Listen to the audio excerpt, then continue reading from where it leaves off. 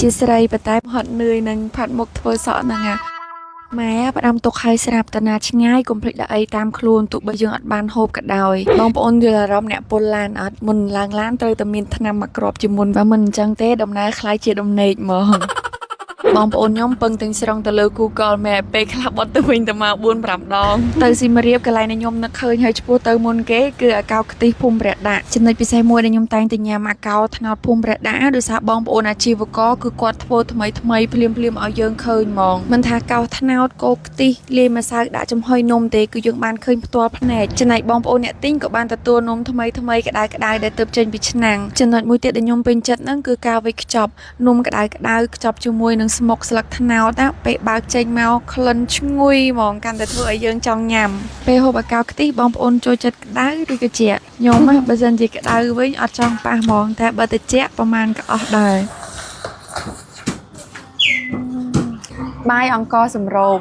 កន្លែងបន្ទាប់ពីភូមិព្រះដាក់គឺបាយថ្ងៃត្រង់នៅជួរខាងត្បូងស្រះស្រង់នៅកន្លែងហ្នឹងម្ហូបឆ្ងាញ់គ្រប់មុខហើយតម្លៃសមរម្យមែនតែនអត់កោភ្ញៀវទេថ្ងៃធម្មតាឬក៏ថ្ងៃបុណ្យទានតម្លៃសមរម្យហ្មងបានទៅញ៉ាំបាយហើយកុំភ្លេចសាក់ការ៉េមដូងឆ្ងាញ់ខ្លាំង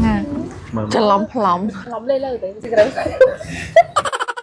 មានអារម្មណ៍ថាខ្លួនឯងហូបច្រើនដល់ហើយអាកោខ្ទិះហើយបាយហើយការ៉េមហើយទឹកដោះគោទៀតធ្លាប់ញ៉ាំមួយថ្ងៃ3ដងពេលអត់បានញ៉ាំដូចនៅអត់សុខខ្ញុំមានបញ្ហាឆ្អឹងងអញ្ចឹងហើយព្យាយាមញ៉ាំទឹកដោះគោឲ្យបានច្រើនជួយពន់ឆ្អឹងខ្ញុំឲ្យរឹងមាំឡើងវិញខ្ញុំញ៉ាំទឹកដោះគោស្រស់ Natural ព្រោះសម្បូរទៅដោយវីតាមីននិងកាល់ស្យូមយ៉ាងច្រើនដែលជំនួយខ្លាំងមែនទែនទៅដល់សុខភាពឆ្អឹងរបស់យើងហើយការពារជំងឺពុកឆ្អឹងទៀតកុមារស្ត្រីមានផ្ទៃពោះឬក៏បងស្ត្រីទើបសម្រាប់កូនហើយមនុស្សចាស់ពិសាហើយល្អមែនតែនជំនួយសុខភាពហើយជួយពួកគាត់គេងលក់ស្រួលនិងរឹងមាំហើយក្លិនឈ្ងុយអត់ឆ្អាបទេស្រួលញ៉ាំមែនតែនតាណាទៅស៊ីមរៀបនេះក៏មិនមែនតែដើរលេងដែរគឺទៅការបងជីដូនមួយម៉ែទៅមុនខ្ញុំឡើង2ថ្ងៃកូនពៅទៅដល់ខ្ញុំបិទមាត់អត់ចិត្តទេប្រហែលជានឹកកូនពៅខ្លាំងហើយមើលទៅជាស្រីបតែពេលចូលរួមកម្មវិធីម្ដងខ្ញុំហត់នឿយនឹងផាត់មុខធ្វើសក់ហ្នឹង